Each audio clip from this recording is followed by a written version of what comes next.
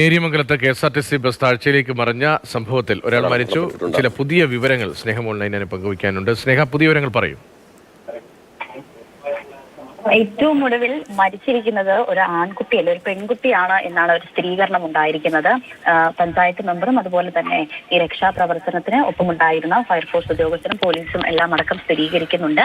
മരണപ്പെട്ടത് ഒരു പെൺകുട്ടിയാണ്. 15ഉം 18ഉം വയസ്സിന് ഇടയിൽ പ്രായം തോന്നിക്കുന്ന ഒരു പെൺകുട്ടിയാണ് മരിച്ചത് എന്നാണ് ഏറ്റവും ഒടുവിൽ ലഭ്യമാകുന്ന വിവരം. പക്ഷേ ആരാണ് മരിച്ചത്, ഏത് സ്വദേശിയാണ് എന്നൊരു കാര്യത്തിലൊന്നും നിലവിൽ വ്യക്തതയില്ല. പരിക്കേറ്റ ഉടൻ തന്നെ ഈ കുടുങ്ങിക്കിടന്നവരെയൊക്കെ തന്നെ തൊട്ടടുത്തുള്ള ഒരു സ്വകാര്യ ആശുപത്രിയിലേക്ക് പ്രവേശിപ്പിക്കുകയായിരുന്നു.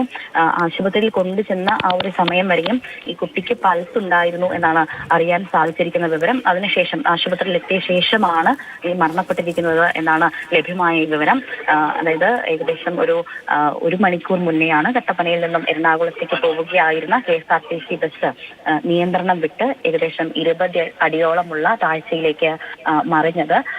അതായത് ഈ ബസ് തലകീഴായി മറിഞ്ഞില്ല, പക്ഷേ നിരങ്ങിയായിരുന്നു ഈ താഴ്ചയിലേക്ക് വീണത് എന്നാണ് ഈ ഫയർഫോഴ്സ് ഉദ്യോഗസ്ഥരടക്കം പറയുന്നത്. 25ഓളം ആളുകൾ ഈ ബസ് യാത്രക്കാരായി തന്നെ ഉണ്ടായിരുന്നു. അതിൽ ഏകദേശം 18 പേർക്ക് പരിക്കേറ്റിട്ടുണ്ട്. ഈ പരിക്കേറ്റവരുടെ നില ഗുരുതരമല്ല എന്ന് തന്നെയാണ് അറിയാൻ സാധിച്ചിരിക്കുന്നത്. ഏതായാലും ഉടൻ തന്നെ ഇവരെ ഈ തൊട്ടടുത്തുള്ള ഒരു സ്വകാര്യ ആശുപത്രിയിലേക്ക് പ്രവേശിപ്പിച്ചിട്ടുണ്ട്. തുടർന്നുള്ള ഒരു ചികിത്സയ്ക്ക് ശേഷം മാത്രമേ ആർക്കൊക്കെയാണ് ഗുരുതരമായി പരിക്കേറ്റിട്ടുണ്ട് എന്ന കാര്യത്തിലൊക്കെയും സ്ഥിരീകരണം ഉണ്ടാവുകയുള്ളൂ. ഈ നേര്യമംഗലം മണിയമ്പാറ ഭാഗത്ത് വെച്ചാണ് അപകടമുണ്ടായിരിക്കുന്നത്. ബസ്സിനടിയിൽ ഒരാൾ കുടുങ്ങിക്കിടക്കുന്ന ദൃശ്യങ്ങളൊക്കെ തന്നെയും പുറത്തു വന്നിരുന്നു. ആ കുടുങ്ങിക്കിടന്നിരുന്ന ആളെ പുറത്ത് എത്തിക്കാൻ സാധിച്ചിട്ടുണ്ട്. ഒരു ഫ്രണ്ട് വീലിന് തൊട്ട് അടുത്തായിട്ടായിരുന്നു കുടുങ്ങിക്കിടന്നിരുന്നത്. ആ ദൃശ്യങ്ങൾ തന്നെ നമുക്ക് മനസ്സിലാക്കാൻ സാധിക്കും. കുടുങ്ങിക്കിടന്നിരുന്നത് ഒരു ആൺകുട്ടിയായിരുന്നു. പക്ഷേ കുടുങ്ങിക്കിടന്നിരുന്ന ആളുകളെയൊക്കെ തന്നെയും ഉടൻ തന്നെ ഫയർഫോഴ്സും കോതമംഗലം ഫയർഫോഴ്സും അതോടൊപ്പം തന്നെ പോലീസും അവിടെ പ്രദേശത്തുള്ള ആളുകളും ഒക്കെ ചേർന്ന് തന്നെ പുറത്ത് എത്തിച്ചിട്ടുണ്ട്. മറ്റ് ആളുകളുടെ പരിക്ക് സാരമല്ല. അതുതന്നെയാണ് ഏറെ ആശ്വാസകരമായ കാര്യം. അതുതന്നെയാണ് ഏറ്റവും ഒടുവിൽ അറിയാൻ സാധിക്കുന്നത്. പക്ഷേ ഒരാൾ മരിച്ചിട്ടുണ്ട്. മരിച്ചത് ഏകദേശം 15ഉം 18ഉം വയസ്സിനും ഇടയിൽ പ്രായം തോന്നിക്കുന്ന ഒരു പെൺകുട്ടിയാണ്. ആരൊക്കെയായിരുന്നു ഈ ബസ്സിൽ സഞ്ചരിച്ചിരുന്ന യാത്രക്കാർ എന്നതിന്റെ വിവരങ്ങളൊക്കെ തന്നെ പുറത്തു വരുന്നതേയുള്ളൂ. അതിലും 25ഓളം പേർ യാത്രക്കാരായി തന്നെ ബസ്സിൽ ഉണ്ടായിരുന്നു എന്ന് തന്നെയാണ് മനസ്സിലാക്കാനായിട്ട് സാധിക്കുന്നത്. 25ഓളം യാത്രക്കാരുണ്ടായിരുന്നു. 18 പേർക്ക് പരിക്ക് പറ്റി.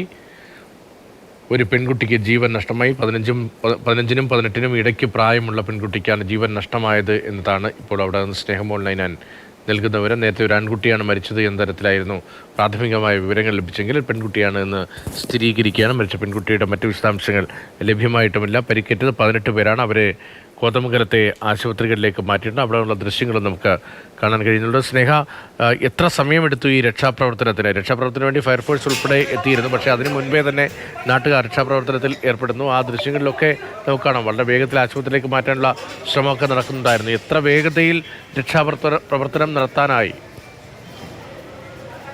അപകടമുണ്ടായ ഉടൻ തന്നെ ഈ പ്രദേശവാസികളൊക്കെ തന്നെയും ഈ കോതമംഗലം ഫയർ സ്റ്റേഷനും അതോടൊപ്പം തന്നെ ഈ പോലീസ് ഉദ്യോഗസ്ഥരെയും ഒക്കെ തന്നെ വിവരം അറിയിച്ചിരുന്നു. വിവരമറിച്ച ഉടൻ തന്നെ ഏകദേശം ഒരു 10 മിനിറ്റിനുള്ളിൽ തന്നെ അവർക്ക് സ്ഥലത്തെത്താൻ സാധിച്ചു എന്നാണ് മനസ്സിലാക്കാനായിട്ട് സാധിക്കുന്നത്. ബസ് നിയന്ത്രണം വിട്ട് ഡിവൈഡറിൽ ഇടിച്ചായിരുന്നു ഈ 20 അടി താഴ്ചയിലേക്ക് വീണത്. ബസ് തലകീഴായി മറിഞ്ഞിരുന്നില്ല, പക്ഷേ ബസ് 20 അടി താഴ്ചയിലേക്ക് വീഴുകയായിരുന്നു.